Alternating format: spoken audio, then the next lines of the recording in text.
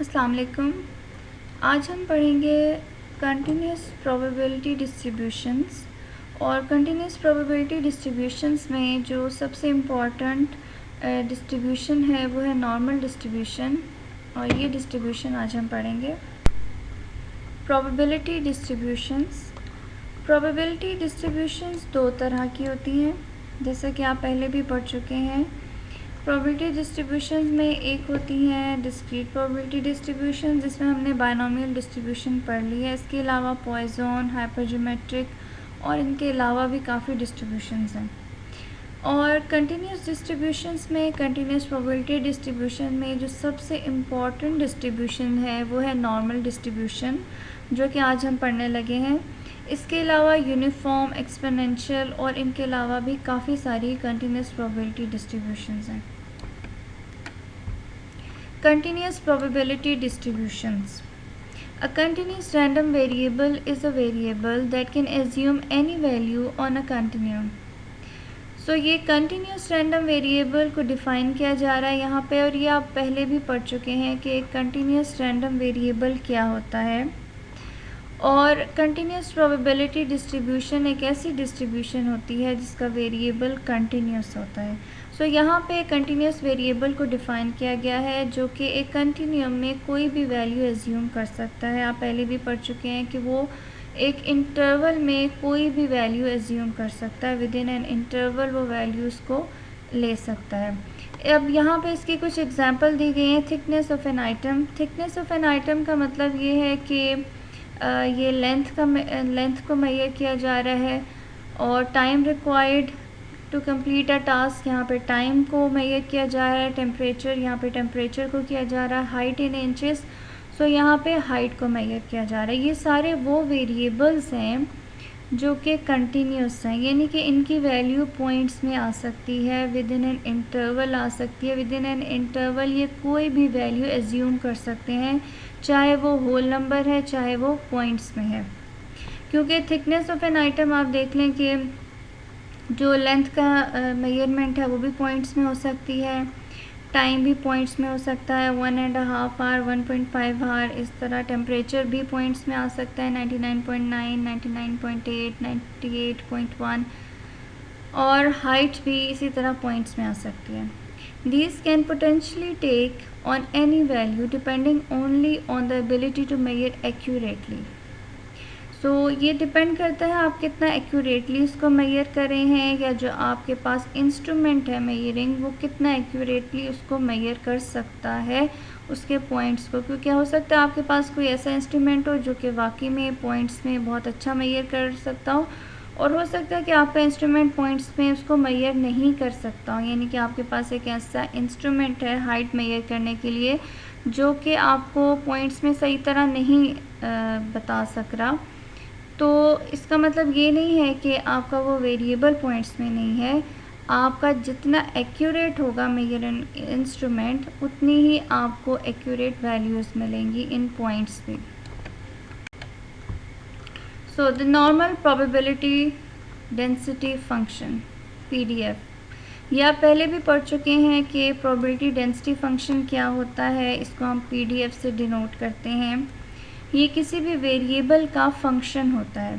So normal distribution का या normal probability distribution का जो PDF है वो ये है, 1/√2 pi sigma e power -1/2 x minus mu over sigma whole square. और यहाँ पे डिफ़ाइन किया गया है कि इसमें जो जो वैल्यूज़, जो जो कॉन्स्टेंट्स यूज़ हो रहे हैं या वेरिएबल्स, वो क्या हैं। e आपको पता है ये मैथमेटिकल कांस्टेंट है, इसकी ये वैल्यू है और ये कैलकुलेटर में मौजूद है। पाई भी एक मैथमेटिकल कांस्टेंट है और इसकी वैल्यू भी कैलकुलेटर्स में भी मौजूद होती है। म्यू पॉपुलेशन मीन है, सिग्मा पॉपुलेशन स्टैंडर्ड डेविएशन है, और ये भी आप जानते हैं कि जो पॉपुलेशन का मीन या स्टैंडर्ड डेविएशन है उसको हम म्यू और सिग्मा से डिनोट करते हैं। और x any value of the continuous variable, x variable है यहाँ पे हमारे पास जो कि कंटिन्यूस वेरिएबल है, और यहाँ पे x की कोई भी वो वैल्यू है जो कि कंटिन्यूस वेरिएबल की यहाँ पे वैल्यू होगी। Properties of normal distribution. सबसे पहली तो ये है कि ये बेल शेप डिस्ट्रीब्यूशन होती है। दूसरा ये कि ये सिमेट्रिकल होती है। सिमेट्रिकल आप पढ़ चुके हैं कि आपको पता है सिमेट्रिकल क्या होती है, और इन अदर वर्ड्स उसकी जो सिक्यूनेस है वो ज़ीरो होती है, यानी वो सिक्यूड नहीं है, ना नेगेटिवली सिक्यूड है ना पॉजिटिवली सिक्यूड है, वो बिल्कुल सिमेट्रिक है, जैसे कि आप यहाँ पे इस कर्व में देख सकते हैं। थर्ड पॉइंट क्या है कि mean, median and mode are equal. ये भी आप पहले पढ़ चुके हैं कि कोई भी कर्व जो कि सिमेट्रिक होता है उसकी कुछ इस तरह की शेप होती है और उसमें मीन, मीडियन, मॉड इक्वल होता है। अब ये जो पॉइंट है बिल्कुल इसके सेंटर का पॉइंट, और यहाँ पे आप देखें तो बिल्कुल जो हाईएस्ट पीक पॉइंट है, बिल्कुल सेंटर पॉइंट है, ये होता है इसका मीन। इस पॉइंट पे डेटा का मीन लोकेट होता है, और नॉर्मल कर्व में या नॉर्मल डिस्ट्रीब्यूशन में यही पॉइंट होता है जहाँ मीन भी होता है, मीडियन भी यही होता है और मॉड भी यही होता है। देन पैरामीटर्स, इस डिस्ट्रीब्यूशन के दो पैरामीटर्स हैं, एक है म्यू और दूसरा सिग्मा, जो कि मीन और स्टैंडर्ड डेविएशन है। Location is determined by the mean mu. तो जो लोकेशन है कर्व की वो डिटरमिन की जाती है मीन से, और जो स्प्रेड है, spread is determined by the standard deviation. जो उस कर्व का स्प्रेड है या उसका जो डिस्पर्जन है ये डिटरमिन किया जाता है सिग्मा से, और इसको हम आगे जाके थोड़ा डिटेल में डिस्कस करेंगे। मीन को लोकेशन पैरामीटर भी कहा जाता है। प्रॉपर्टीज़ ऑफ नॉर्मल डिस्ट्रीब्यूशन में कुछ मज़ीद प्रॉपर्टीज़ क्या हैं? The random variable has an infinite theoretical range. अब नॉर्मल डिस्ट्रीब्यूशन की रेंज क्या है? -Infinity to infinity. Moment generating function MGF इसका ये है exponential mu t plus sigma square t square by 2। एक और स्पेशल प्रॉपर्टी है नॉर्मल डिस्ट्रीब्यूशन की जिसका नाम है the empirical rule. No matter what mu and sigma are, the area between mu minus sigma and mu plus sigma is about 68%. So ये rule क्या बताता है कि हमारे पास ये जो नॉर्मल कर्व है, अब इसमें म्यू या सिग्मा की कोई भी वैल्यू हो, म्यू 1 है, सिग्मा 2 है, म्यू 2 है, सिग्मा 4 है, कोई भी वैल्यू होगी, इसमें यहाँ पे जो एरिया है which is mu minus sigma and mu plus sigma, उस एरिया में 68% डाटा लाई करता है। 68% डाटा या उसमें जो एरिया आएगा वो 68% है। आपके पास दो वैल्यूज़ आ जाएंगी, आप म्यू माइनस सिग्मा करें और म्यू प्लस सिग्मा करें तो आपके पास दो वैल्यूज़ आ जाएंगी। फॉर एग्ज़ाम्पल मैं कहती हूँ कि यहाँ पे वैल्यू आ जाती है -2 और यहाँ पे आ जाती है 4 फॉर एग्ज़ाम्पल। सो यहाँ पे -2 और 4 के दरमियान 68% एरिया लाई करेगा। टोटल का 68% एरिया यहाँ पे लाई करेगा। फिर आपके पास वही वैल्यूज़ हैं म्यू और सिग्मा की, लेकिन यहाँ पे अब आप फाइंड कर रहे हैं म्यू -2 सिग्मा और म्यू +2 सिग्मा। क्योंकि ये सिमेट्रिक कर्व होता है तो इसके जो सेंटर पॉइंट है ये वाला, इसके राइट साइड पे जितना एरिया होता है उतना ही लेफ़्ट साइड पे भी होता है। सो ये दोनों सिमेट्रिक पॉइंट्स हैं अपने मीन के सेंटर के। जो भी यहाँ पे सेंटर वैल्यू होगी वो है मीन वैल्यू। इस सेंटर पे जो भी वैल्यू आएगी वो उस डाटा का मीन होगा, और उस मीन के राइट और लेफ़्ट साइड पे अगर हम म्यू माइनस सिग्मा 2 सिग्मा और म्यू +2 सिग्मा जाएं, इसके दरमियान कितने % एरिया आएगा? ये यहाँ से लेके यहाँ तक का एरिया विच इज़ 95% ऑलमोस्ट, ये इन दो वैल्यूज़ के दरमियान आएगा। इसी तरह अगर हम म्यू -3 सिग्मा और म्यू +3 सिग्मा करें तो इन दो वैल्यूज़ के दरमियान जो कि यहाँ शो की जा रही हैं, ये एक वैल्यू है which is mu plus sigma और यहाँ पे वैल्यू आएगी म्यू 3 सिग्मा और यहाँ आएगी म्यू प्लस 3 सिग्मा। इस वैल्यू से इस वैल्यू के दरमियान जो एरिया होगा वो है 99.7%, यानी कि ऑलमोस्ट सारा का सारा एरिया ऑलमोस्ट इन दो वैल्यूज़ के दरमियान आएगा। और इन दो वैल्यूज़ के दरमियान 95% ऑलमोस्ट, और ये जो दो वैल्यूज़ हैं which is mu minus sigma and mu plus sigma, इनके दरमियान एरिया आएगा 68%। सो ये है एम्पिरिकल रूल, और ये म्यू और सिग्मा की किसी भी वैल्यू पे यही रहता है। The normal distribution shape. Normal distribution की शेप क्या होती है? ये है जी नॉर्मल डिस्ट्रीब्यूशन की शेप, जो कि बेल शेप्ड है और सिमेट्रिक है। और यहाँ पे ये बताया जा रहा है कि जब आप चेंज करेंगे म्यू को या म्यू की वैल्यू को, तो आपकी डिस्ट्रीब्यूशन लेफ़्ट या राइट को शिफ्ट हो जाएगी। यानी कि यहाँ पे अगर म्यू है तो ये म्यू इसकी पीक के साथ यहाँ पे होता है, तो ये यहाँ पे है, यहाँ पे आपको इसका मीन शो हो रहा होगा। और जो स्टैंडर्ड डेविएशन है वो है इसका स्प्रेड शो करती है। आपको पता है कि मेजर ऑफ डिस्पर्शन के चैप्टर में आप पढ़ चुके हैं कि वेरिएंस और स्टैंडर्ड डेविएशन किसी भी कर्व के या उस डाटा के स्प्रेड को शो करते हैं, उसकी वेरिएशन को शो करते हैं। सो ये इसका स्प्रेड, ये जो इन एरोज से शो किया जा रहा है, क्योंकि ये सिमेट्रिक है तो जितना राइट साइड पे होगा उतना ही लेफ़्ट साइड पे होगा। तो स्टैंडर्ड डेविएशन इसकी यहाँ पे शो की जा रही है, ये इसका स्प्रेड है, और ये इसका म्यू है मीन, जो कि इसकी पोजीशन बता रहा है। चेंजिंग सिग्मा इंक्रीजेज और डिक्रीजेज द स्प्रेड। अगर आप सिग्मा की वैल्यू चेंज करेंगे तो उससे उस कर्व का स्प्रेड या तो इंक्रीज़ होगा या डिक्रीज़ होगा। अगर आप उसकी स्प्रेड को, सिग्मा की वैल्यू को ज़्यादा करेंगे तो इसका स्प्रेड ज़्यादा हो जाएगा, और अगर आप म्यू की वैल्यू को चेंज करेंगे तो वो या तो राइट साइड पे मूव करेगी या लेफ़्ट साइड पे। Many normal distributions.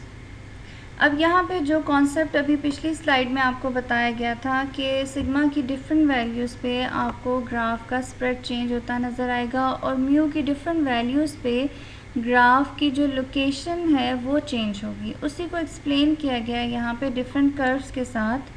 सबसे पहला कर्व आप देख लें, ये है ब्लू कलर का, और इसमें सिग्मा स्क्वायर की वैल्यू 0.2 है और म्यू 0 है। अब म्यू मीन 0 है, तो ये देखिए जो बिल्कुल सेंटर पॉइंट होता है या पीक पॉइंट होता है वो होता है मीन का पॉइंट, वो 0 है यहाँ पे। और स्प्रेड जो इसका है वो है 0.2, तो इसका स्प्रेड यहाँ पे आप देखिए सिग्मा स्क्वायर है 0.2, यहाँ से लेके यहाँ तक स्प्रेड है 0.2 का। नेक्स्ट हमारे पास जो ग्राफ है वो है रेड कलर का, और उसमें सिग्मा स्क्वायर लिया गया है 1 और म्यू है हमारे पास 0। अब यहाँ पे चूँकि म्यू की वही सेम वैल्यू रखी गई है, तो हमारा ग्राफ की जो लोकेशन है या उसकी पोजीशन है वो चेंज नहीं होगी, लेफ़्ट या राइट नहीं होगा। सेम उसी पॉइंट पे रेड वाले कर्व का भी मीन होगा, तो ये जो सेम इसका पीक पॉइंट या मिडल पॉइंट है, सेंटर पॉइंट है, वो यहीं रहेगा 0 पे। अलबत्ता इसका स्प्रेड चेंज हो गया है 0.2 से, अब वो 1 हो चुका है। तो आप देखें कि यहाँ पे 0.2 था और ये यहाँ पे स्प्रेड इसका 1 हो चुका है। इसी तरह जो तीसरा कर्व लिया गया है येलो वाला, वहाँ पे भी मीन की वैल्यू सेम है और स्प्रेड और ज़्यादा हो गया है, 1 से अब वो 5 तक चला गया। तो आप येलो वाले को देख सकते हैं, ये सेम पोजीशन पे है, इसका सेंटर वैल्यू वहीं लोकेट करी है, इसकी लोकेशन चेंज नहीं हुई लेफ़्ट राइट, क्योंकि यहाँ पे मीन इसमें सेम था। अलबत्ता इसमें स्प्रेड काफ़ी ज़्यादा हो चुका है, वो 5 पे चला गया। तो आप देखें इसका यहाँ से लेके यहाँ तक इसका स्प्रेड हो चुका है इस कर्व का। तो यहाँ पे सेम पोजीशन या सेम लोकेशन जो कि म्यू इक्वल्स टू 0 है, उस पर डिफरेंट वेरिएशन या डिफरेंट स्प्रेड के साथ कर्व को शो किया गया है। इसमें सबसे कम वेरिएशन या स्प्रेड है, इसमें उससे ज़्यादा है, इसमें उससे भी ज़्यादा है। जो चौथा कर्व है विच इज़ ग्रीन कलर्ड, उसमें म्यू को चेंज कर दिया गया है। अब यहाँ पे म्यू इक्वल्स टू -2 है, यानी कि कर्व की लोकेशन को चेंज कर दिया गया है। और सिग्मा स्क्वायर है 0.5, यानी स्प्रेड इसका 0.5 है, और इसमें जो मीन है हमारे पास वो है -2। सो यहाँ पे आप देख लें इसकी पोजीशन चेंज हो गया है, ये टुवर्ड्स द लेफ़्ट आ गया है क्योंकि यहाँ पे हमारे पास म्यू की वैल्यू भी टुवर्ड्स द लेफ़्ट आई है, 0 से लेफ़्ट की तरफ। तो कर्व भी अकॉर्डिंगली -2 मीन के लिए इसी तरफ मूव कर गया, इसकी लोकेशन ये चेंज हो गई है और ये है इसका स्प्रेड पॉइंट 5 जो कि यहाँ पे शो किया जा रहा है। By varying the parameters mu and sigma we obtain different normal distribution. So इसी तरह हम अगर जो पैरामीटर्स हैं नॉर्मल डिस्ट्रीब्यूशन के म्यू और सिग्मा, उसकी आप वैल्यूज़ को चेंज करते जाएं तो आपको नॉर्मल डिस्ट्रीब्यूशन के डिफरेंट कर्व्स मिलते जाएंगे। The standardised normal. Standardised normal क्या है? इससे पहले आप पढ़ चुके हैं नॉर्मल डिस्ट्रीब्यूशन या नॉर्मल कर्व आपने पढ़ा। अब ये स्टैंडर्ड नॉर्मल आप पढ़ने लगे हैं। Any normal distribution with any mean and standard deviation combination can be transformed into the standardised normal distribution set. Okay, कोई भी नॉर्मल डिस्ट्रीब्यूशन, किसी भी नॉर्मल डिस्ट्रीब्यूशन के वेरिएबल को हम स्टैंडर्ड नॉर्मल डिस्ट्रीब्यूशन में चेंज कर सकते हैं और उसको हम डिनोट करते हैं z से, यानी कि जो x वेरिएबल था नॉर्मल डिस्ट्रीब्यूशन का, उसको हम कन्वर्ट कर देते हैं एक और स्टैंडर्ड नॉर्मल डिस्ट्रीब्यूशन में और वहाँ पे हम उसके वेरिएबल का नाम रखते हैं z। और उसके लिए जो फॉर्मूला यूज़ होता है वो ये है, z is equals to x minus mu over sigma. ये x नॉर्मल डिस्ट्रीब्यूशन का वेरिएबल है, ये उसका मीन है जो कि आप पढ़ चुके हैं म्यू, और ये उसी का स्टैंडर्ड डेविएशन है उसकी सिग्मा। सो यूँ इस फॉर्मूले के यूज़ करते हुए हम अपने इस x वेरिएबल को ट्रांसफॉर्म कर देते हैं एक नए वेरिएबल में जो कि है z वेरिएबल, जिसको हम स्टैंडर्ड नॉर्मल वेरिएबल भी कहते हैं। Conversion to the standardised normal distribution. अब ये देख लें, यहाँ पे ये PDF है हमारे पास नॉर्मल डिस्ट्रीब्यूशन का, जो कि हम x के साथ शुरू में मैंने आपको शो किया। यहाँ पे सिग्मा था, यहाँ पे x था, x माइनस म्यू था, यहाँ भी सिग्मा था। अब जब हम उसको PDF बना रहे हैं z का, तो वहाँ पे उसी टेबल में या उसी जो फॉर्मूला है उसमें आपने x की जगह अब z वेरिएबल शो करना है, z वेरिएबल रखा है, और म्यू आपने 0 पुट करना है, स्टैंडर्ड डेविएशन को 1 पुट करें। उसी फॉर्मूले में आपने सिग्मा को 1, x को z और म्यू को 0 पुट कर दिया, तो वही फॉर्मूला हमारे पास रिड्यूस होके ये बन जाता है 1/√2 पाई e पावर -1/2 z²। तो ये है PDF या फॉर्मूला स्टैंडर्ड नॉर्मल डिस्ट्रीब्यूशन का। The z distribution always has mean 0 and standard deviation 1। तो जो हमारे पास z डिस्ट्रीब्यूशन या स्टैंडर्ड नॉर्मल डिस्ट्रीब्यूशन होती है उसका मीन हमेशा 0 और वेरिएंस या स्टैंडर्ड डेविएशन हमेशा 1 होती हैं। इसीलिए हमने उस फॉर्मूले में जब इसकी वैल्यूज़ पुट की तो हमारे पास स्टैंडर्ड नॉर्मल का फॉर्मूला आ गया। The standardised normal distribution also known as the z distribution. इसको हम z डिस्ट्रीब्यूशन भी कहते हैं, स्टैंडर्ड नॉर्मल भी कहते हैं, स्टैंडर्डाइज्ड नॉर्मल भी कहते हैं। इसमें मीन 0 होता है, स्टैंडर्ड डेविएशन 1 होती है, और ये इसका कर्व क्योंकि ये नॉर्मल वेरिएबल से ही ट्रांसफॉर्म होके आया है तो ये भी नॉर्मल ही होगा। लेकिन जो चेंज आया है वो क्या है कि x की जगह अब हम z लिखेंगे क्योंकि हमने उस वेरिएबल को चेंज कर दिया उसका नाम। और मीन x में या नॉर्मल डिस्ट्रीब्यूशन में मीन की यहाँ पे डिफरेंट वैल्यूज़ होती थी। कर्व में कभी 30, 40 जो भी मीन है उस डिस्ट्रीब्यूशन में या क्वेश्चन में वो यहाँ पे लिखा हुआ होता था। लेकिन स्टैंडर्ड नॉर्मल डिस्ट्रीब्यूशन में मीन हमेशा 0 होगा और ये जो स्टैंडर्ड डेविएशन है ये हमेशा 1 होगी। ये स्प्रेड हमेशा 1 होगा और ये जो सेंटर पॉइंट है कर्व का ये हमेशा 0 होगा। Values above the mean has positive z values and values below the mean have negative z values. तो ये जो 0 है इससे अबव यानी ये जो राइट साइड है यहाँ पे जो वैल्यूज़ होंगी z की वो पॉजिटिव वैल्यूज़ होंगी z वेरिएबल की, और इस 0 के लेफ़्ट साइड पे जो z की वैल्यूज़ होंगी वो नेगेटिव होंगी। Example, if x is distributed normally with mean of 100 and standard deviation of 50, the z value for x is equal to 20 is. अब यहाँ पे हमें क्वेश्चन में मीन की वैल्यू दी गई है, स्टैंडर्ड डेविएशन बता दिया गया और हमने कन्वर्ट करना है x की value x is equal to 20 की वैल्यू को z की वैल्यू में।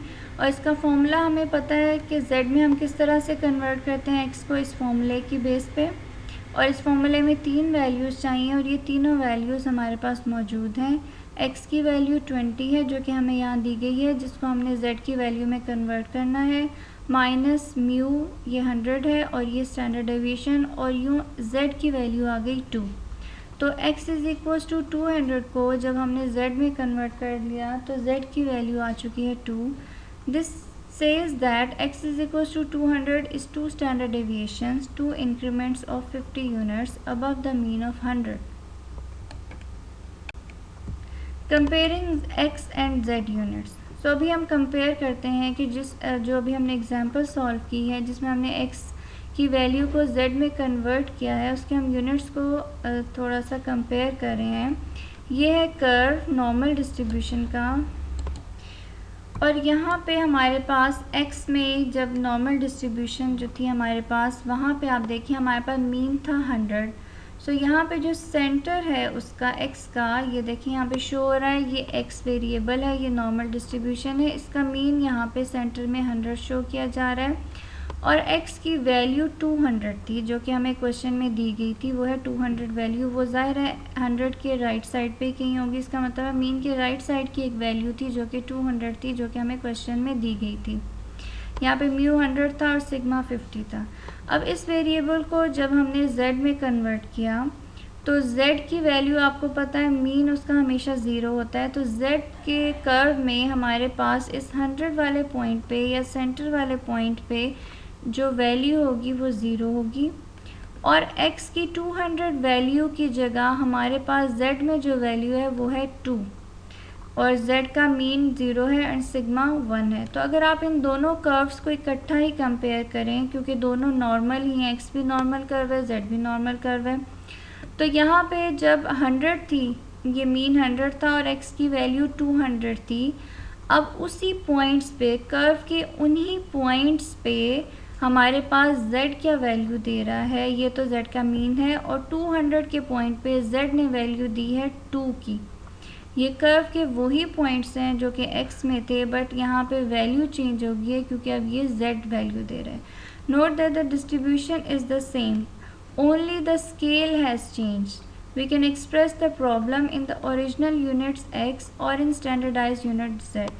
तो वो कह रहे हैं, यहाँ पे भी यही बताया जा रहा है कि हमारे पास यहाँ पे स्केल चेंज किया गया है, सिर्फ स्केल को चेंज किया गया है, x से z में जाने के लिए सिर्फ स्केल को चेंज किया है, बाकी कर्व में उस पॉइंट की पोजीशन वही है। तो हम अपने आंसर को x यूनिट से भी शो कर सकते हैं और z से भी शो कर सकते हैं। अगर तो आपको क्वेश्चन में दिया हुआ है कि आपने z से ही शो करना है तो आप उसी से करें, लेकिन इन दोनों यूनिट से आंसर सेम आएगा। Finding normal probabilities. अब नॉर्मल कर्व की प्रोबेबिलिटीज़ किस तरह से फाइंड की जाती हैं? Probabilities measured by the area under the curve. ये जो कर्व है इसके अंडर कितना एरिया है जो कि हमें रिक्वायर्ड है, उस एरिया से हम उन पॉइंट्स के दरमियान की प्रोबेबिलिटी फाइंड करते हैं। In other words area he probability होता है। इस कर्व के अंडर जितना भी एरिया आएगा जो कि हमें रिक्वायर्ड होगा वो ही उसकी प्रोबेबिलिटी कहलाएगा। उस एरिया की जो वैल्यू होगी वही हमारी प्रोबेबिलिटी होगी। सो फॉर एग्ज़ाम्पल ये एक नॉर्मल का कर्व है और इसमें ए ये एक पॉइंट है और ये एक बी पॉइंट है, और इस ए से बी तक की प्रोबेबिलिटी हमने फाइंड करनी है। तो किस तरह से हम उसको लिखेंगे कि x की value greater than a and less than equals to b। और आपको पता है कि कंटिन्यूस डिस्ट्रीब्यूशन में अगर हम ये इक्वालिटी का साइन ना भी लगाएं तो भी वो सेम ही कहलाता है। इसमें ज़रूरी नहीं होता कि आप इक्वालिटी का साइन लगाएं, आप ना भी लगाएं तो भी वो a टू b ही कंसिडर होगा। सो यहाँ पे x की वो वैल्यू फाइंड की जा रही है जो कि a से लेके b तक की है, और उसको यूँ लिखा जाता है कि x की value greater than and equals to a less than and equals to b। probability as area under the curve. The total area under the curve is 1 and the curve is symmetric, so half is above the mean and half is below. अब यहाँ पे आप देखें कि हमारे पास जो total area under the curve होता है वो होता है 1. तो ये क्योंकि सिमेट्रिक है तो इसके हाफ के राइट साइड पे जितना एरिया होगा उतना ही इसके हाफ के लेफ़्ट पे होगा. जैसे ये है हमारे पास इसका हाफ, कर्व का ये हाफ है, तो इस हाफ के राइट साइड पे जितना एरिया होगा उतना ही लेफ़्ट साइड पे होगा. तो टोटल एरिया चूँकि अंडर द कर्व 1 है तो डेफिनेटली 1 का हाफ 0.5 होता है. तो 0.5 एरिया इस म्यू के राइट साइड पे होगा और 0.5 एरिया इसके लेफ़्ट साइड पे ही होगा. अब यहाँ पे इसको प्रोबेबिलिटी के साथ शो किया गया है कि प्रोबेबिलिटी x की वैल्यू ग्रेटर देन है -∞, जो कि आप देखें इसकी लोअर लिमिट है नॉर्मल डिस्ट्रीब्यूशन की -∞. तो यहाँ पे इसकी लोअर लिमिट है -∞ से लेके इस म्यू पॉइंट तक जो प्रोबेबिलिटी है या एरिया है वो है 0.5. इसी तरह x का म्यू से लेके अपर लिमिट जो कि नॉर्मल डिस्ट्रीब्यूशन की इन्फिनिटी है वो यहाँ पे है. अब आप देखें इस म्यू से लेके इस अपर लिमिट जो कि इन्फिनिटी है वहाँ तक की प्रोबेबिलिटी है 0.5, क्योंकि एरिया जितना राइट साइड पे है उतना ही लेफ़्ट साइड पे है और उसी एरिया को ही हम कह रहे हैं कि वही हमारी प्रोबेबिलिटी होगी. सो -∞ से लेके म्यू तक, -∞ से लेके इस म्यू तक की जो प्रोबेबिलिटी है वो है 0.5 और सिमिलरली फिर इस म्यू से लेके +∞ तक जितनी भी x की वैल्यूज़ हैं उनकी प्रोबेबिलिटी है 0.5. ऑन द होल हमारे पास जो फुल रेंज है x की नॉर्मल डिस्ट्रीब्यूशन में वो है -∞ to ∞. तो -∞ to ∞ हमारे पास प्रोबेबिलिटी आएगी 1 या एरिया अंडर द कर्व आएगा 1, जो कि ये है जी -∞ का पॉइंट और ये है +∞ का पॉइंट. एम्पिरिकल रूल को यहाँ पे दोबारा से एक्सप्लेन किया जा रहा है. What we can say about the distribution of values around the mean. There are some general rules. Distribution of values around the mean, इस मीन के अराउंड जो हमारे पास वैल्यूज़ होती हैं वो किस तरह डिस्ट्रीब्यूटेड हैं उसके बारे में हम क्या कह सकते हैं. सो उनके बारे में हमारे पास कुछ जनरल रूल्स हैं नॉर्मल डिस्ट्रीब्यूशन पे जो अप्लाई होते हैं. और पहला रूल क्या है कि mu ±1 sigma encloses about 68% of excise, यानी कि x की जो वैल्यूज़ हैं उनमें से ऑलमोस्ट 68% वैल्यूज़ आपकी इन दो पॉइंट्स के दरमियान आ जाएंगी. डाटा में 68% डाटा को ये कर्व के दो पॉइंट्स कवर कर लेंगे, म्यू -1 सिग्मा और म्यू +1 सिग्मा. डेफिनेटली आपको म्यू की वैल्यू पता होगी, सिग्मा की वैल्यू पता होगी. जब आप यहाँ पे पुट करेंगे तो आपके पास कोई एक नंबर आ जाएगा. इसी तरह यहाँ पे भी जब आप पुट करेंगे तो आपके पास कोई भी एक नंबर आ जाएगा. फॉर एग्ज़ाम्पल मैं कहती हूँ यहाँ पे है 3 और यहाँ पे है 7. तो इस 3 से 7 के दरमियान हमारे पास जो डाटा है कर्व में वो तकरीबन 68% ऑफ डाटा जितनी भी हमारे पास, फॉर एग्ज़ाम्पल अगर 100x की वैल्यूज़ थी, हमारे पास डाटा में 100 वैल्यूज़ थी, तो उसमें से 68 वैल्यूज़ इन दो वैल्यूज़ के दरमियान, यानी कि डाटा जो है वो 68 वैल्यूज़ इन दो वैल्यूज़ के दरमियान में लाई करेंगी. इसी तरह म्यू ±2 सिग्मा के लिए भी बताया गया है. ये है म्यू की वैल्यू और 2 सिग्मा यहाँ तक है और 2 सिग्मा यहाँ तक बताया जा रहा है. अब यहाँ से इस पॉइंट से लेके इस पॉइंट तक जितना भी ये एरिया है इस कर्व का उसमें 95.44% ऑलमोस्ट डाटा इन दो वैल्यूज़ के अंदर लाई कर रहा होगा. यानी कि अगर हमारे पास 100 वैल्यूज़ हैं किसी भी डाटा की, उसमें से आप कह लें कि 95 वैल्यूज़ आपकी डाटा की वो इन दो वैल्यूज़ के अंदर लाई करेंगी इस कर्व में. और इसी तरह mu ±3 sigma covers about 99.7% of x. तो +3 सिग्मा और -3 सिग्मा पे ये जो दो वैल्यूज़ यहाँ पे आएंगी, ये प्लस म्यू प्लस 3 सिग्मा और ये म्यू -3 सिग्मा की दो वैल्यूज़ हैं। यहाँ से लेके यहाँ तक ये कर्व ऑलमोस्ट 99.73% वैल्यूज़ को कवर कर लेगा, यानी कि ऑलमोस्ट सारी की सारी वैल्यूज़, ऑलमोस्ट ये 100% ही बन जाता है, लेकिन ये एग्जैक्ट 100 नहीं है। तो आप कह लें कि तकरीबन 99 या 100% वैल्यूज़ सारी की सारी इन दो वैल्यूज़ के दरमियान लाई कर जाएंगी। Use of normal table. The standardized normal table. The cumulative standardized normal gives the probability less than a desired value for z, that is from -infinity to z.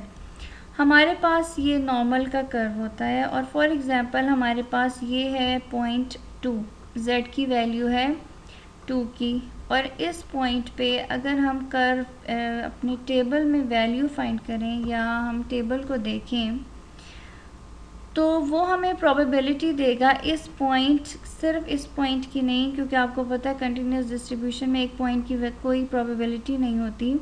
सो वो हमें प्रोबेबिलिटी देगा -इन्फिनिटी से लेके उस पॉइंट तक की probability या उस पॉइंट तक का एरिया अंडर द कर्व। ये है -इन्फिनिटी और यहाँ पे है +इन्फिनिटी, जो कि नॉर्मल डिस्ट्रीब्यूशन की, स्टैंडर्ड नॉर्मल की दो रेंज हैं। अब जो हमारे पास प्रोबेबिलिटी आएगी, फॉर एग्जांपल यहाँ पे जैसे शो होगी है probability z is less then 2, यानी कि आपको चाहिए प्रोबेबिलिटी z की इस 2 से लेके पीछे तक का सारा एरिया, और वो आया है यहाँ पे 0.9772 और ये आया है हमारे पास टेबल से। ये हमारे पास स्टैंडर्डाइज नॉर्मल टेबल, और यहाँ पे आप देखें कि प्रोबेबिलिटीज़ दी जा रही हैं -इन्फिनिटी से, यानी कि जो लोअर लिमिट है नॉर्मल डिस्ट्रीब्यूशन की, वहाँ से लेके किसी भी पॉइंट तक की प्रोबेबिलिटी, क्यूमुलेटिव प्रोबेबिलिटी दी जा रही है, जहाँ पे किसी भी पॉइंट पे आप जब उसकी प्रोबेबिलिटी यहाँ पे देखेंगे तो वो सिर्फ उस पॉइंट की नहीं होगी, वो -इन्फिनिटी से लेकर उस पॉइंट तक की प्रोबेबिलिटी होगी। सो ये दो पार्ट्स में डिवाइड किया गया है इस टेबल को। एक है मीन से लेफ़्ट साइड का और यहाँ पे मीन से राइट साइड की वैल्यूज़ दी गई हैं, यानी कि यहाँ पे आप देखें कि z की वो वैल्यूज़ हैं जो कि नेगेटिव आ रही हैं, -3.4, -3.3, -3.2 से लेके वैल्यूज़ हैं, और फिर वो चलती जा रही हैं माइनस ये 0.0 और फिर ये 0, फिर 0.1, 0.2 से लेके 3.4 तक, यानी कि कम्प्लीटली जो z की रेंज है उसको माइनस से लेके प्लस तक कवर किया गया है। हर वैल्यू इसके अंदर आपको मिल जाएगी। अब यहाँ पे आप देखें ये क्योंकि सेंटर, ये इसका जो सेंटर है 0 होता है, उसके लेफ़्ट साइड की इनके लेफ़्ट साइड की जितनी भी वैल्यूज़ हैं उसकी प्रोबेबिलिटी है, तो यहाँ पे कर्व को यूँ शो कर दिया गया लेफ़्ट टेल का, और यहाँ पे हमारे पास प्रोबेबिलिटी राइट टेल में आ जाती हैं, तो यहाँ पे इसको यूँ शो किया जा रहा है कि एरिया जो है आपको राइट टेल का मिलेगा, लेकिन वो -इन्फिनिटी से इस पॉइंट तक का क्यूमुलेटिव एरिया या क्यूमुलेटिव प्रोबेबिलिटी हमें देगा। अब आप देखें कि जो अभी हमने एग्जांपल देखी है उसमें हमारे पास z की वैल्यू थी 2, तो आप देखें कि इस 2 वैल्यू को हम किस तरह से फाइंड करेंगे टेबल में। तो हमारे पास थी वैल्यू 2, या 2 को हम कह सकते हैं 2.0 या 2.00। सो ये जो पॉइंट से पहले की वैल्यू है वो हम यहाँ पे सर्च करेंगे। अब आप देखिए हम नेगेटिव में नहीं सर्च करेंगे क्योंकि हमें पता है 2 पॉजिटिव था उसमें, तो हम पॉजिटिव वाले पे सर्च करते हैं। ये 1.8 और ये आ गया जी 2.0, और हमारे पास जो वैल्यू आ रही है वो है 2.00, और उसको स्पेसिफिकली 2.00 लिखा गया है वहाँ पे। हम उसको 2 भी लिख सकते थे, लेकिन उसको वहाँ पे 2 नहीं लिखा गया, उसको 2.00 लिखा गया, इसलिए क्योंकि टेबल में आपको देखने के लिए पॉइंट के बाद की वैल्यूज़ या डेसिमल प्लेसेस चाहिए होंगी। सो यहाँ पे 2.00 है, तो आप देखें यहाँ पे 2.0 और जो दूसरा 0 है वो हम यहाँ पे सर्च करेंगे, जो कि यहाँ पे आ रहा है 2.0 के बाद दोबारा से 0 है, तो हम उसको यहाँ पे लेंगे। सो ये आ गया 2.00 यहाँ पे, और ये वैल्यू आ गया 0.9772। ये है प्रोबेबिलिटी या एरिया अंडर द कर्व जो कि हमने अभी पिछली एग्जांपल में फाइंड किया था। तो आपको पता चल गया कि किस तरह से हमने टेबल से वैल्यू फाइंड की। अब ये वही एग्जांपल है, यहाँ पे आप देख लें, इस 2 पॉइंट पे हमें क्यूमुलेटिव प्रोबेबिलिटी चाहिए थी, probability of z less then 2, और वो किस तरह से हमने टेबल से फाइंड की ये आप जान चुके हैं, आपने सीख लिया है, और वो वैल्यू थी 0.9772, तो हमने वो यहाँ पे लिख ली। सो प्रोबेबिलिटी z की लेस देन 2.00, वो टेबल से हमें ये वैल्यू फाइंड होगी। और अगर हम उसको ग्राफिकली शो करें तो हम उसको इस तरह से शो करेंगे, ये कर्व हमने बनाया, यहाँ पे 2.2 की यहाँ पे लिखा, और उससे पीछे का पूरा एरिया हमने शेड कर दिया। तो ये आ गई प्रोबेबिलिटी हमारे पास जो 0.9772 है। Standard normal probabilities, standardise normal table, ये एक और टेबल है जो कि यूज़ किया जाता है। ये मैंने आपको सिर्फ यहाँ पे शो किया है ताकि आप कभी बाद में या क्वेश्चन करते हुए आप ये टेबल देखें तो और आपको ये समझ ना आए कि ये वो टेबल नहीं है जो कि हमने क्वेश्चंस में या स्लाइड्स में यूज़ किया है, तो आप इसको परेशान ना हो। तो आप ये देखें कि इस तरह से ये एक और टेबल है, ये यूँ भी यूज़ किया जाता है। ये टेबल हमें प्रोबेबिलिटीज़ देता है z की 0 से लेके प्लस जो पॉजिटिव इन्फिनिटी तक की वैल्यूज़ हैं वहाँ तक ये हमें वैल्यूज़ देता है। और वो इसलिए वन साइडेड हम यहाँ पे यूज़ करते हैं क्योंकि z, ये जो टेबल है, ये ग्राफ है, ये सिमेट्रिक है। जितनी इसकी जो भी इसकी प्रोबेबिलिटी लेफ़्ट साइड पे होगी उतनी ही राइट साइड पे होगी। यानी कि अगर 1 पे यहाँ पे 0 से लेके 1 तक इसकी जितनी भी प्रोबेबिलिटी या एरिया आया है, तो 0 से लेके -1 तक का भी उतना ही एरिया या प्रोबेबिलिटी होगी क्योंकि ये सिमेट्रिक है बिल्कुल। सो इसलिए समटाइम्स इसको इस तरह से भी यूज़ किया जाता है। ये वाला टेबल है, ये सिर्फ उसकी राइट टेल की या पॉजिटिव वैल्यूज़ पे प्रोबेबिलिटीज़ देता है, और इसी को फिर राइट साइड के लिए भी यूज़ कर लिया जाता है। तो यहाँ पे आप देखें, अगर प्रोबेबिलिटी आप कह लें 0.1 या आप 1 पे देख लें, 1 पे, तो ये आ जाएगी 1.00। तो 1.0 यानी एग्जैक्टली 1 पे प्रोबेबिलिटी आ जाएगी 0.3413। तो अगर आप 0 से 1 तक की ये प्रोबेबिलिटी देखें, यहाँ पे 1 तक की, ये तो इन्होंने थोड़ा ज़्यादा हाईलाइट इसको शेड किया हुआ है, 1 तक अगर आप देखें तो ये प्रोबेबिलिटी है हमारे पास 0.3413 यहाँ तक की। और अगर हमें चाहिए और प्रोबेबिलिटी 0 की z की 0 से लेके -1 तक की, सो 0 से लेके -1 तक की अगर हम प्रोबेबिलिटी के लिए ये वाला टेबल यूज़ करें तो आप देखें हमें अगेन वही वैल्यू हम फाइंड करेंगे 0 की 1 पे, और प्रोबेबिलिटी उसकी सेम रहेगी 0.3413। सो 0 से लेके 1 तक की जो प्रोबेबिलिटी थी वही प्रोबेबिलिटी 0 से लेके -1 तक की भी होगी। तो इसलिए ये टेबल भी यूज़ किया जाता है, मगर हम अपने क्वेश्चंस में या अपनी स्लाइड्स में वही टेबल यूज़ करेंगे जो मैंने आपको पीछे दिखाया है, जिसमें वैल्यूज़ नेगेटिव से लेके पॉजिटिव तक जाती हैं, क्यूमुलेटिव प्रोबेबिलिटीज़ वो देता है टेबल, तो हम उसी टेबल को यूज़ करेंगे। The standardised normal table, the column gives the value of z to the second decimal point. The row shows the value of z to the first decimal point. अब यहाँ पे आपको again table use करना बताया जा रहा है कि जो z का टेबल है उसको आपने यूज़ किस तरह से करना है। ये जो z की वैल्यू रोज़ में आ रही हैं, ये शो कर रही हैं value of z to the first decimal point. First decimal point तक की वैल्यूज़ रोज़ में शो हो रही हैं, और सेकेंड डेसिमल पॉइंट की वैल्यू आपने इन कॉलम से चूज़ करनी है, जैसा कि मैंने आपको पहले टेबल में दिखाया कि हमने 0.9772 किस तरह से चूज़ किया है।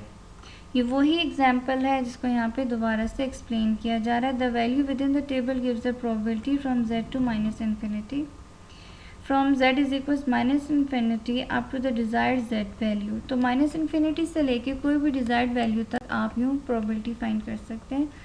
स्टैंडर्ड नॉर्मल टेबल, और यही टेबल जो कि मैंने पहले भी आपको शो किया, यही यहाँ पे शो कर रहे हैं दोबारा से।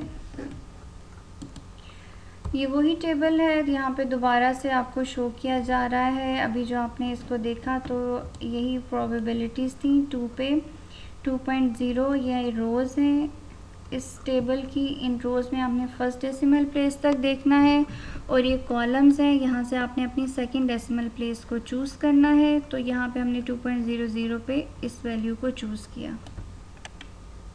General procedure for finding probabilities. Generally आपको प्रोसीजर बताया जा रहा है कि किस प्रोबेबिलिटी आप किस तरह से फाइंड करेंगे। To find probability x between a and b when x is distributed normally, draw the normal curve for the problem in terms of x, translate x values to z values, use the standardized normal table। सो आपको 3 steps बताए जा रहे हैं जो आप use करेंगे किसी भी पॉइंट पे प्रोबेबिलिटी फाइंड करने के लिए, जबकि आप नॉर्मल डिस्ट्रीब्यूशन या अपने नॉर्मली डिस्ट्रीब्यूटेड वेरिएबल यूज़ कर रहे हैं। पहला स्टेप क्या है कि आपने सबसे पहले कर्व बनाना है, नॉर्मल कर्व किसी भी प्रॉब्लम के लिए in terms of x variable का आपने, जो कि नॉर्मल वेरिएबल है, आपने उसका कर्व बनाना है। फिर आपने क्या करना है कि x की वैल्यू को आपने ट्रांसलेट टू z वैल्यूज़, आपने कन्वर्ट करना है x की वैल्यूज़ को z वैल्यूज़ में, जिसका फॉर्मूला आपको पता है कि z वैल्यूज़ z में आप किस तरह से कन्वर्ट करेंगे।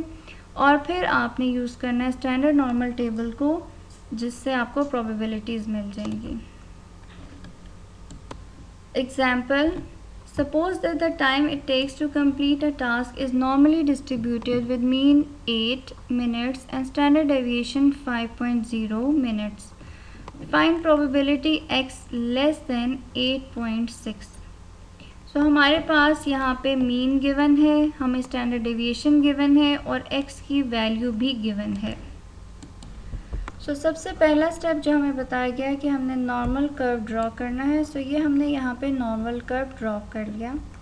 अब यहाँ पे हमने अपने मीन को शो कर दिया, जो कि सेंटर या पीक पे लोकेट किया जाता है 8.0, और x की वो वैल्यू जिस पे हमने प्रोबेबिलिटी फाइंड करनी है उसको भी हमने लोकेट कर लिया। यहाँ पे 8 है तो 8.6 डेफिनेटली 8 से बड़ी वैल्यू है, तो वो 8 के राइट साइड पे ही हम शो करेंगे।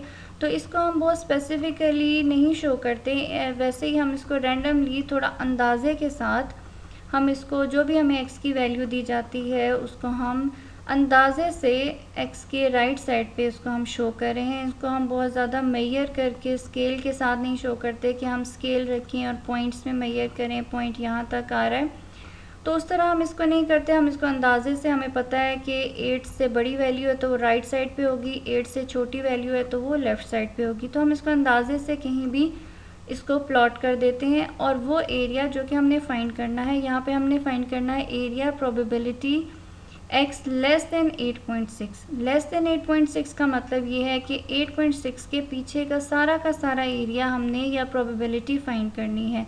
तो 8.6 के पीछे का सारा एरिया या प्रोबेबिलिटी हमने हाईलाइट कर ली इस तरह से। फाइंडिंग नॉर्मल प्रोबेबिलिटीज़ में नेक्स्ट स्टेप हमारे पास क्या है, what is the probability that a task will take less than 8.6 minutes. यानी कि हमने ये वो एग्जांपल कंटिन्यूड है, हमने अपनी प्रोबेबिलिटी फाइंड करनी है x इज़ लेस देन 8.6 पे। तो इसके लिए अब हमारे पास स्टेप क्या है, सेकंड स्टेप में हमने x की वैल्यू को कन्वर्ट करना है z में, स्टैंडर्ड नॉर्मल में, यूजिंग दिस फार्मूला। ये हमें फार्मूला पता है, इसमें हमने x की वैल्यू पुट करनी है 8.6 जो कि यहाँ पे है, और म्यू 8 है और सिग्मा हमारे पास 5। ये सब कुछ क्वेश्चन में गिवन था। जब हमने इसको फॉर्मूले में कैलकुलेट किया तो हमारे पास आ गया z की वैल्यू आ गई 0.12। अब इस 0.12 की वैल्यू को हम अपने टेबल में सर्च करेंगे। अब आप देखें कि ये नॉर्मल कर्व था विद वेरिएबल x, जो कि हमने पहले भी बनाया, जिसमें म्यू 8 था और सिग्मा 5 था, और ये अब कन्वर्ट हो चुका है स्टैंडर्ड नॉर्मल में, जिसमें म्यू 0 है और सिग्मा 1 है।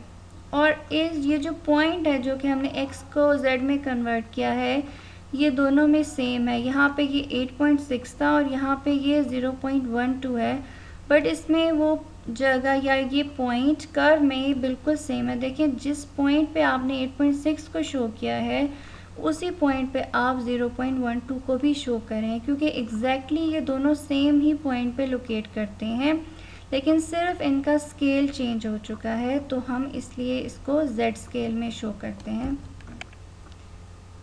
नाउ अब हम इसको टेबल में किस तरह से लोकेट करेंगे। अब आपके पास प्रोबेबिलिटी हमने फाइंड करनी है Z की लेस देन 1.0.12। हमें क्वेश्चन में जो भी प्रोबेबिलिटी फाइंड करनी होती है, जो भी उसका साइन होता है लेस देन या ग्रेटर देन का, वही हम Z के लिए भी यूज़ करते हैं। प्रोबेबिलिटी X हमने फाइंड करनी थी, प्रोबेबिलिटी X लेस देन 8.6 हमने फाइंड करनी थी। और इस प्रोबेबिलिटी को फाइंड करने के लिए चूँकि हमें स्टैंडर्ड नॉर्मल टेबल की ज़रूरत थी, हमें टेबल से प्रोबेबिलिटीज़ फाइंड करनी थी, सो हमने x को कन्वर्ट कर लिया z में, और इसी तरह हमने इसको लिखा है probability x less than 8.6 is equal to probability of z less than 0.12, और ये 0.12 वैल्यू आई है 8.6 को फॉर्मूले में पुट करके। तो यहाँ पे आप देखें कि हमें लेस देन की प्रोबेबिलिटी चाहिए और पॉइंट आ गया हमारे पास 0.12। सो इसको हम टेबल में किस तरह से लोकेट करेंगे। जो हमारी फर्स्ट डेसिमल प्लेस है उसको हम रोज़ में चेक करते हैं, तो ये देखिए यहाँ पे रोज़ में आ गया 0.1, और सेकेंड डेसिमल प्लेस को हम चेक करेंगे कॉलम में। तो यहाँ पे हमारे पास सेकेंड डेसिमल प्लेस क्योंकि 2 है, तो यहाँ पे आप देखें सेकेंड डेसिमल प्लेस 2 को हमने यहाँ कॉलम में लोकेट कर लिया, तो ये बन गया 0.12, और इस जगह पे हमारे पास प्रोबेबिलिटी आ गई है 0.5478, जो कि यहाँ पे हमने शो की probability of z less than 0.12 is 0.5478, यानी कि ये जो z में पॉइंट है 0.12, इससे पीछे एरिया है 0.5478 या प्रोबेबिलिटी है 5.5478। तो ये जितना भी हाईलाइटेड एरिया है ये है 0.5478। upper tail probabilities.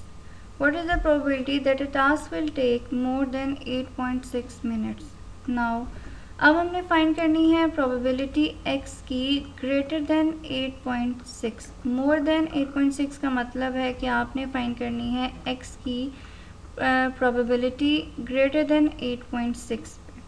सो सबसे पहले उन्हीं 3 स्टेप्स को हम फॉलो करेंगे। सबसे पहला स्टेप ये था कि हम नॉर्मल कर्व को ड्रॉ कर लें। सो हमने इस नॉर्मल कर्व को ड्रॉ कर लिया, और हमारे पास जो भी x का मीन है उसको हमने यहाँ पे सेंटर में शो कर दिया, और इसके बाद जो भी हमें x की वैल्यू यहाँ पे 8.6 है, जो कि वही पिछली एग्जांपल वाली है, हमें वो यहाँ पे गिवन है, उसको हमने यहाँ पे शो कर लिया। अब हमें जो प्रोबेबिलिटी फाइंड करनी है उसको हम हाईलाइट कर लेते हैं। पिछली एग्जांपल में हमें लेस देन की थी, तो हमने उस पॉइंट से पीछे की सारी प्रोबेबिलिटी या सारा एरिया हमने हाईलाइट कर लिया। ये वो एरिया था जो कि हमने फाइंड करना था। अब हम फाइंड करेंगे इस पॉइंट से लेके आगे तक की प्रोबेबिलिटी, क्योंकि हमें चाहिए प्रोबेबिलिटी x ग्रेटर देन 8.6।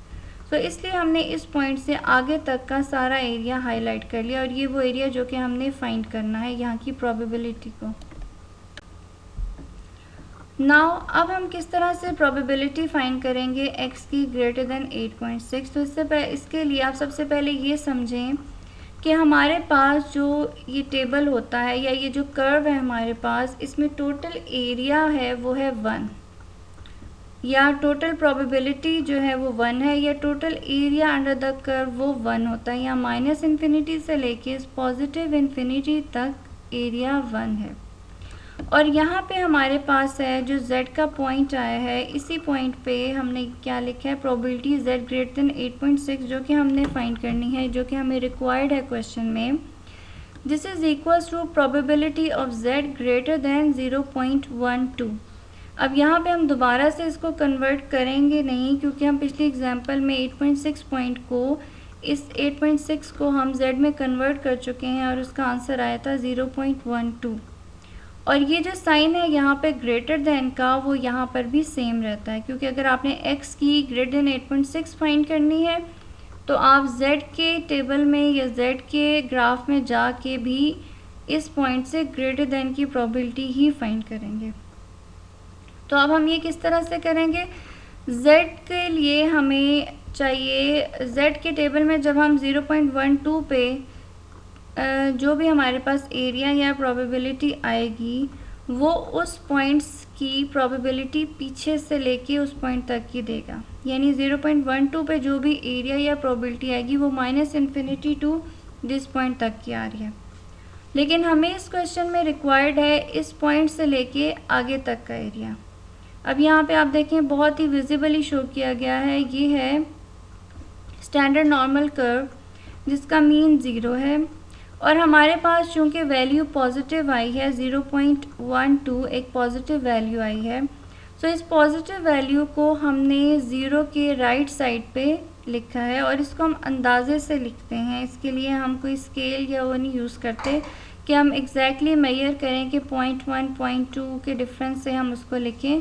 हम अंदाज़ा कर लेते हैं कि यहाँ से यहाँ तक कितना डिस्टेंस होगा, सो हम उसको अंदाज़न इस पॉइंट को प्लॉट कर देते हैं। लेकिन इस चीज़ का ध्यान रखना होता है कि वो इस मीन के राइट साइड पे आएगा पॉइंट या लेफ़्ट साइड पे आएगा। अब यहाँ पे चूँकि ये पॉजिटिव था 0 से ग्रेटर है तो हमने इसको राइट साइड पे मेंशन किया है और अगर ये नेगेटिव होता तो हम इसको लेफ़्ट साइड पे यहाँ पे मेंशन करते। सो हमें चाहिए इस पॉइंट से लेके आगे तक की प्रोबेबिलिटी, z की प्रोबेबिलिटी 0.12 से लेके अप टू इन्फिनिटी तक आप कह लें। इस पूरे एरिया को हमने z के टेबल में भी हाईलाइट कर लिया है। तो हम इनडायरेक्ट मेथड यूज़ करेंगे क्योंकि डायरेक्टली हमें इस पॉइंट से आगे तक की प्रोबेबिलिटी टेबल से नहीं मिलेगी। सो हम इसको इनडायरेक्टली किस तरह यूज़ करेंगे कि इस पूरे टेबल के अंडर जो एरिया है वो है 1। सो 1 में से अगर हम ये वाली प्रोबेबिलिटी माइनस कर दें जो कि 0.5478 है, जो कि ये ब्लू शेडेड एरिया है, तो बाकी हमारे पास जो रह जाएगी प्रोबेबिलिटी वो ये रेड वाली होगी जो कि हमें रिक्वायर्ड है। सो इस क्वेश्चन में हमने यही किया है। यहाँ पे आप देखें जो प्रोबेबिलिटी हम फाइंड करें z की ग्रेटर देन 0.12 ये इक्वल है 1, यानी कि टोटल प्रोबेबिलिटी माइनस प्रोबेबिलिटी आप z की लेंगे लेस देन 0.12। सो 1 में से हम माइनस करें ये 0.45478 और बाकी हमारे पास जो आंसर आ गया वो है 0.4522, जो कि यहाँ पे इस तरह से शो किया गया है कि 1 में से आपने ये वाली प्रोबेबिलिटी माइनस कर दी तो आपके पास ये रिक्वायर्ड आंसर आ गया। सो ये वो प्रोबेबिलिटी है जो कि इस रेड शेडेड एरिया की है और जो कि हमें क्वेश्चन में रिक्वायर्ड था। Probability between two values. What is the probability that a task will take between 8 and 8.6 minutes? So पहले सबसे पहले एग्जांपल में हमने लेस देन की फाइंड की, दूसरी में हमने ग्रेटर देन की फाइंड की। अब हम प्रोबेबिलिटी फाइंड करेंगे बिटवीन टू डिफरेंट पॉइंट्स या टू वैल्यूज़। एक वैल्यू है 8, दूसरी है 8.6। तो सबसे पहले हम क्या करेंगे, अपना नॉर्मल कर्व ड्रॉ करेंगे और उसमें हमने x का जो भी मीन है उसको हमने यहाँ पे 8 है तो हमने इसको 8 शो कर दिया और यहाँ पे x की एक वैल्यू है 8 और दूसरी 8.6। तो एक 8 तो यहाँ पे प्लॉटेड है पहले से ही, 8.6 को हम यहाँ पे प्लॉट कर लेंगे। अब हमें प्रोबेबिलिटी रिक्वायर्ड है इन दो वैल्यूज़ के दरमियान की। सो हमने इन दो वैल्यूज़ के दरमियान का जो एरिया है उसको शेड कर लिया।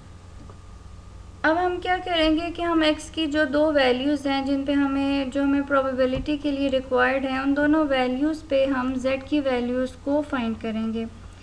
सबसे पहले x की वैल्यू है 8 जिसको हमने कन्वर्ट करना है z में। सो इसको हम इस तरह से z में कन्वर्ट कर देंगे। x की value 8 minus mu value 8 divide by sigma 5 जो कि z की वैल्यू आ गई है 0। और यहाँ पे दूसरी वैल्यू है z is equal to x minus mu over sigma which is equal to x की दूसरी वैल्यू है 8.6 माइनस म्यू ओवर सिग्मा और ये दूसरी वैल्यू आ गई है 0.12। तो यहाँ पे हमारे पास दोनों वैल्यूज़ z की वैल्यूज़ में कन्वर्ट हो चुकी हैं।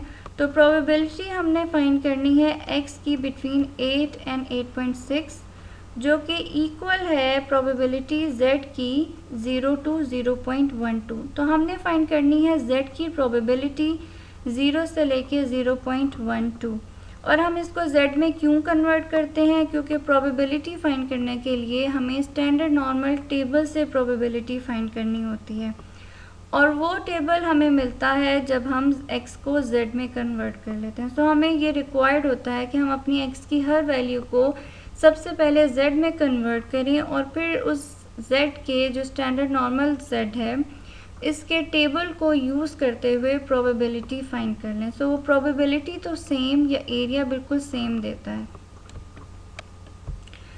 अब आप देखेंगे इस क्वेश्चन के लिए हम टेबल को किस तरह से यूज़ करेंगे। ये वही टेबल है जो कि मैंने आपको शुरू में शो किया है, उसी टेबल को आप यूज़ करेंगे। आपको नेट पे भी वो टेबल मिल जाएगा। आप स्टैंडर्ड नॉर्मल टेबल लिखें तो आपको सर्च करें, आपको वो टेबल मिल जाएगा। बुक्स में भी वही टेबल दिए हुए होते हैं जो कि मैंने आपको यहाँ पे शो किए हैं। ये उसी का एक पार्ट यहाँ पे मैंने डाला है जो कि हमें रिक्वायर्ड है इस क्वेश्चन के लिए। तो यहाँ पे हमने प्रोबेबिलिटी फाइंड करनी है x की बिटवीन 8 एंड 8.6 जो कि इक्वल है probability of z between 0 and 0.12। अब आप देखें कि यहाँ पे हमारे पास अगर हम z की इस 0.00 वैल्यू पे प्रोबेबिलिटी देखें तो वो तो हमें प्रोबेबिलिटी मिलेगी इस माइनस इन्फिनिटी से लेके इस 0.0 तक की वैल्यू पे जो कि है 0.5, और दूसरी हमारे पास वैल्यू है 0.12। जब हम इस 0.12 वैल्यू पे प्रोबेबिलिटी फाइंड करेंगे z की तो वो आएगी हमारे पास इस माइनस इन्फिनिटी से लेके इस 0.12 वैल्यू तक। सो दोनों प्रोबेबिलिटीज़ क्योंकि क्यूमुलेटिव हैं और लोअर लिमिट से लेके यहाँ तक आ रही हैं तो हमें यहाँ पर भी एक इनडायरेक्ट मेथड यूज़ करना होगा इस एरिया की प्रोबेबिलिटी फाइंड करने के लिए। और वो क्या है कि हम प्रोबेबिलिटी जो यहाँ से लेके यहाँ तक की प्रोबेबिलिटी है उसमें से अगर हम यहाँ से लेके यहाँ तक की प्रोबेबिलिटी माइनस कर दें तो बाकी हमारे पास जो प्रोबेबिलिटी रह जाएगी वो इस एरिया की होगी जो कि रेड है, जो कि हमें रिक्वायर्ड है। तो यहाँ पर हम यही करेंगे, probability this is equal to probability of z less than 0.12, यानी कि यहाँ से लेके यहाँ तक की probability minus probability z is less than 0। तो माइनस प्रोबेबिलिटी यहाँ से लेके यहाँ तक की, जब हम इसको माइनस करेंगे तो हमारे पास रिक्वायर्ड आंसर आ जाएगा। अब यहाँ पे 0.5 इस पॉइंट पे जो प्रोबेबिलिटी हमारे पास आ रही है वो है 0.12 पे जो हमारे पास प्रोबेबिलिटी आ रही है वो है 0.5478 और 0 पे हमारे पास 0.5 होती है। आप इस 0.5 को अगर टेबल से ना भी देखें, वैसे तो आप यहाँ पे देख लें 0.00 पे 0.5 है और 0.12 पे है 0.5478, लेकिन इसको अगर आप टेबल से ना भी देखें तो हमें पता है कि माइनस इन्फिनिटी से लेके इस 0 पॉइंट तक यानी सेंटर तक हमारे पास एरिया या प्रोबेबिलिटी 0.5 ही होती है। 0.5 इधर होती है और 0.5 जो है मीन के राइट साइड पे होती है या इस कर्व के राइट हाफ में होती है। सो इस तरह हमने 2 पॉइंट्स की दरमियान की प्रोबेबिलिटी फाइंड कर ली। Probabilities in the lower tail, यानी कि वो इससे पहले जो हमने एग्जांपल में फाइंड की थी प्रोबेबिलिटी वो 2 पॉइंट्स के दरमियान थी, पर वो अपर टेल में थी। अपर टेल का मतलब ये है कि जो उस कर्व की राइट साइड है, और जो इस कर्व की लेफ़्ट साइड है वहाँ पे अब हम फाइंड करेंगे 2 पॉइंट्स के दरमियान की प्रोबेबिलिटी। और अब हमने फाइंड करनी है प्रोबेबिलिटी बिटवीन x की दो जो वैल्यूज़ हैं वो हैं 7.4 और 8। सो सेम प्रोसीजर है, सबसे पहले हमने कर्व ड्रॉ कर लिया x का और हमने यहाँ पे अपने मीन को शो कर लिया जो कि 8 है, और ये जो दो वैल्यूज़ हैं हमारे पास x की इनको हम यहाँ पे शो करेंगे। एक अगेन 8 ही है तो उसको हमें अलग से नहीं शो करना पड़ा, वो यही मीन है, और दूसरा है 7.4। तो 7.4 चूँकि 8 से लेस वैल्यू है तो ये 8 के लेफ़्ट साइड पे हम इसको प्लॉट करेंगे। डेफिनेटली राइट साइड पे ग्रेटर वैल्यू होंगी और लेफ़्ट साइड पे लेस वैल्यूज़ होंगी। तो 7.4 लेस है तो उसको हमने अंदाजे से डिस्टेंस लेके यहाँ पे प्लॉट कर दिया, और जो प्रोबेबिलिटी हमने इनके दरमियान फाइंड करनी है उसको हमने हाईलाइट कर लिया। नाउ अब हमने प्रोबेबिलिटी फाइंड करनी है बिटवीन x की ये जो दो वैल्यूज़ हैं। So probability of x greater than 7.4 less than 8 is equals to probability of z greater than -0.12 and less than 0। So अब हमने इसको किस तरह से किया है, अगेन हमने x की दोनों वैल्यूज़ को कन्वर्ट किया है ZP वैल्यूज़ में, और z का हमने वही फॉर्मूला यूज़ किया है। x की एक वैल्यू आप 8 रख के फाइंड करें तो z की वैल्यू 0 आती है, और x की अगर आप वैल्यू उस फॉर्मूले में 7.4 पुट करें तो z की वैल्यू आती है -0.12। तो ये उसी फॉर्मूले से हमने x की दोनों वैल्यूज़ को z में कन्वर्ट कर दिया, और प्रोबेबिलिटी हमने फाइंड करनी है इन दो वैल्यूज़ के दरमियान। अब यहाँ पे हमने बनाया है z का टेबल, और आप देखें कि यहाँ पे हमने बनाया है, इस कर्व पे हम इन दोनों वैल्यूज़ को शो करें, ये अलग से z का नहीं बनाया है। इस कर्व पे हम दोनों x और z की वैल्यूज़ को शो कर रहे हैं। ये एक कर्व है नॉर्मल का, इसमें सबसे पहले x की वैल्यू शो की है जो कि यहाँ पे 8 थी, और ये पॉइंट था 7.4। अब जब इसको z में कन्वर्ट किया गया है तो आपको पता है कि z का ये जो सेंटर पॉइंट होता है ये होता है 0, और 8 पे उसकी वैल्यू आई है 0, और 7.4 पे z की वैल्यू आई है -0.12, और हमें रिक्वायर्ड है प्रोबेबिलिटी z की इन दो वैल्यूज़ के दरमियान। अब अगर हम आप देखें वही प्रॉब्लम है कि हमें इन दो वैल्यूज़ के दरमियान की डायरेक्ट प्रोबेबिलिटी टेबल से नहीं मिल सकती। अगर हम इस -0.12 पे फाइंड करेंगे तो वो हमें ये ब्लू शेडेड एरिया मिलेगा, क्योंकि वो -∞ से यहाँ तक का एरिया या प्रोबेबिलिटी देगा, तो ये एरिया होगा। और अगर हम 0 पे z की वैल्यू फाइंड करेंगे तो वो ये पूरा हाफ जो कि 0.5 होता है, ये पूरा हमें मिलेगा। सो अगेन इस पार्ट की प्रोबेबिलिटी फाइंड करने के लिए हम करेंगे प्रोबेबिलिटी को माइनस या इनडायरेक्ट मेथड यूज़ करेंगे। हम यहाँ -∞ से लेके यहाँ तक की प्रोबेबिलिटी में से इस -∞ से लेके यहाँ तक की प्रोबेबिलिटी माइनस कर देंगे, तो बाकी बचेगी हमारे पास ये रिक्वायर्ड प्रोबेबिलिटी। सो यही हमने यहाँ पे किया है, probability of z less than 0 minus probability of z less than -0.12। तो लेस देन 0 की प्रोबेबिलिटी हमें पता है ये हाफ है, तो ये 0.5 ही होगी, या आप इसको टेबल से भी देख लें तो ये यही आएगी। और इसके अलावा -0.12 पे अगर आप प्रोबेबिलिटी देखें टेबल से तो वो आएगी 0.4522, और जब आप इसको माइनस कर लेंगे तो रिक्वायर्ड प्रोबेबिलिटी हमारे पास आ गई 0.0478। The normal distribution is symmetric, so this probability is the same as probability of z0 to 0.12। अब चूंकि हमारे पास नॉर्मल का कर्व सिमेट्रिक होता है, ये चीज़ पहले भी डिस्कस हो चुकी है कि 0 के या मीन के अराउंड जो वैल्यू होगी वो अगर पॉजिटिव साइड पे 0.12 पे जो प्रोबेबिलिटी है तो वो 0 से लेके -0.12 तक भी सेम ही प्रोबेबिलिटी आएगी। सो इसलिए यहाँ पे डायरेक्ट हमने -0.12 की वैल्यू डायरेक्ट ही यूज़ की है पिछली एग्जांपल से। Finding the x value, inverse use of table. अब हम फाइंड करेंगे x की वैल्यूज़ को, और इसके लिए हमें यूज़ करना होगा टेबल को इन्वर्सली, यानी पहले हमें x की वैल्यू क्वेश्चन में गिवन होती थी और हम फाइंड करते थे प्रोबेबिलिटी को। अब हमने x की वैल्यू को फाइंड करना है और गिवन होगी हमें प्रोबेबिलिटी। सो यूँ हम इन्वर्स यूज़ करेंगे टेबल का। उस टेबल में पहले हम डायरेक्ट यूज़ करते थे, x की वैल्यू गिवन होती थी, वहाँ से हम z में कन्वर्ट करते थे, और z की वैल्यूज़ को यूज़ करते हुए हम प्रोबेबिलिटी फाइंड कर लेते थे। अब हमें प्रोबेबिलिटी गिवन होगी और हम फाइंड करेंगे z की वैल्यूज़, और फिर उन z की वैल्यूज़ को हम कन्वर्ट करेंगे x की वैल्यूज़ में। सो यूँ हम यूज़ करेंगे इस टेबल को inversely. Finding the x value for a known probability. अब इसके स्टेप्स क्या हैं? Steps to find the x value for a known probability. सबसे पहले हमने क्या करना है, find the z value for the known probability. सबसे पहले हमें, क्योंकि प्रोबेबिलिटी गिवन होगी, और प्रोबेबिलिटी या एरिया का मतलब यह है कि टेबल में जो आपको वैल्यूज़ गिवन है वो आपको क्वेश्चन में गिवन होंगी, उनको यूज़ करते हुए हम फाइंड कर लेंगे z की वैल्यूज़, और फिर हमने इन z की वैल्यूज़ को कन्वर्ट करना है x की वैल्यूज़ में।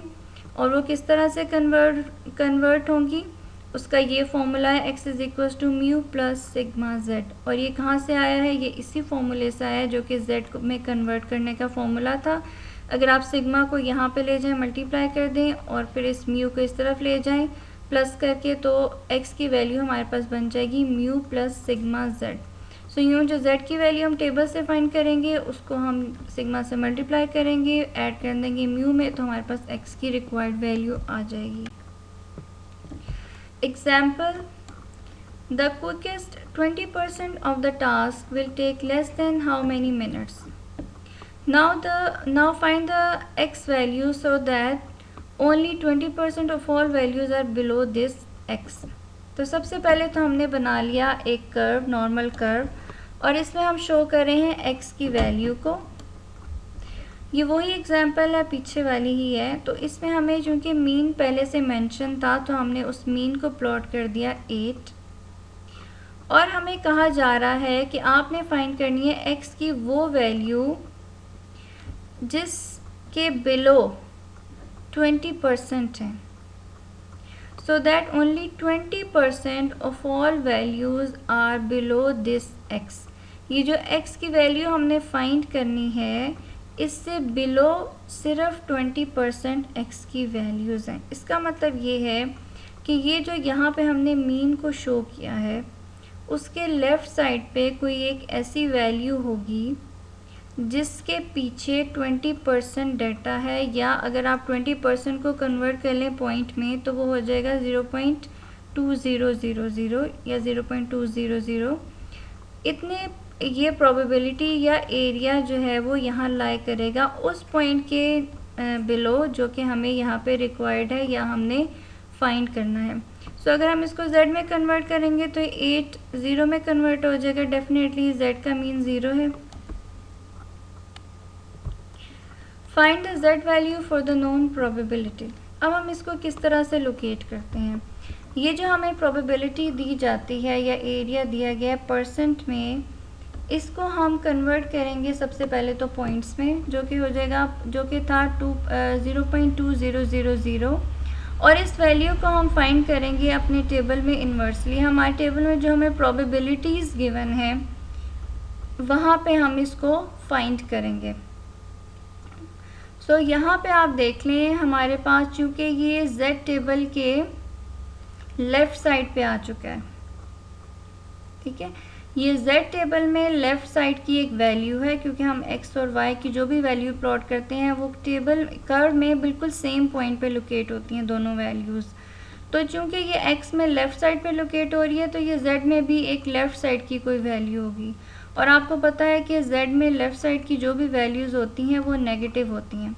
सो हम इसको नेगेटिव वाले जो हाफ है z की टेबल का, हम उसमें इसको लोकेट करेंगे। ये कोई ऐसी वैल्यू होगी z की जो कि नेगेटिव होगी, तो इसलिए हमने पहले ही उसका जो नेगेटिव हाफ वाला टेबल है हमने उसी में सर्च करना शुरू कर दिया, और जो उसमें प्रोबेबिलिटीज़ या ये एरिया दिया हुआ है उसमें हम सर्च करेंगे कि ये 0.2000 डेसिमल प्लेसेस तक हम इसको लेते हैं, ये कहाँ पे आ रहा है। एग्जैक्टली सेम यही वैल्यू तो मिलना मुश्किल है, जो कि मोस्टली नहीं मिलती, बट उसके करीब करीब जो मैक्सिमम उससे करीबी वैल्यू है हम उसको फाइनल करते हैं। हम जैसे ये वैल्यू है, ये है 0.2005, जो कि इससे मैक्सिमम करीब यही वैल्यू है उस टेबल में। अगर आप उस टेबल को भी देखें तो उसमें इससे ज़्यादा करीब इसके कोई और वैल्यू नहीं होगी। सो हम इसी वैल्यू को फाइनल करते हैं। ये चूँकि हम इन्वर्स देख रहे हैं तो हमने यहाँ पे प्रोबेबिलिटी को फाइंड कर लिया यहाँ पे। अब आप इस पॉइंट के करिस्पॉन्डिंग देख लें z का क्या पॉइंट बनता है। इस प्रोबेबिलिटी के करिस्पॉन्डिंग z का पॉइंट बन रहा है -0.84। सो ये पॉइंट वो है जिसके करिस्पॉन्डिंग हमें ये वाली प्रोबेबिलिटी मिल रही है।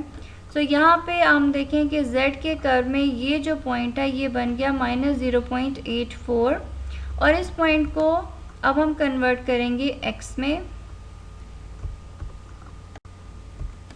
कन्वर्ट, अब स्टेप नंबर 2 क्या है कि convert to x units using the formula. अब हमारे पास जो ये x का फॉर्मूला है इसमें हमारे पास z की चूँकि वैल्यू हम फाइंड कर चुके हैं जो कि आई है -0.84, इसको हम पुट करेंगे। ये आ गया हमारा मीन 8 प्लस z की वैल्यू इंटू सिग्मा, और ये आ गई हमारे पास x की वो वैल्यू जिसके बिलो 20% ऑफ द डेटा लाई करता है। तो यहाँ पे इसको शो कर दिया गया है। पहले ये अननोन थी ये वैल्यू जो कि हमने फाइंड करनी थी, और ये भी अननोन थी।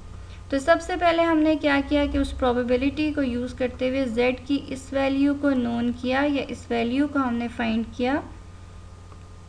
और इस वैल्यू का हमने क्यों फाइंड किया, क्योंकि हमें प्रोबेबिलिटीज़ जो हैं वो स्टैंडर्ड नॉर्मल कर्व में ही शो होती हैं, या एरिया जो हम स्टैंडर्ड नॉर्मल से ही लेते हैं, तो हमने उसमें कन्वर्ट किया। और जब उसमें कन्वर्ट किया तो हमारे पास z की वैल्यू आ गई। उस z की वैल्यू को जब हमने फॉर्मूले में वापस पुट किया तो हमारे पास रिक्वायर्ड x की वो वैल्यू आ गई जिसके बिलो 20% ऑफ द डाटा लाई करता है। सो 20% of the values from a distribution with mean 8 and standard deviation 5 are less than 3.80. Thanks for watching.